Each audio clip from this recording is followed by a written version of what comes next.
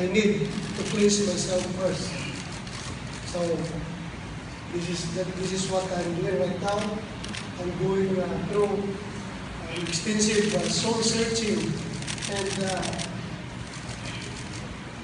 getting back closer to God. Kasi minsan masyadong tayo busy, masyadong na maraming problema, nakakalimutan natin yung ating relationship with God. For all we know, He's the ultimate one. Wala na iba. Siya lang talaga pupunta natin sa ating lahat ng ating problema. So yun lang. We invite, implore everyone to cleanse. In doing so, we will be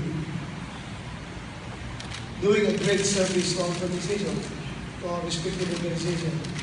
We will be cleansing the whole organization and ultimately, our wish, we will be able to cleanse the whole Philippines, yung buong bansa, para sa tunay na pagbabago, na malinis at ipagbumayabang natin yung ating bansa sa ibang bansa. Maraming salamat po again.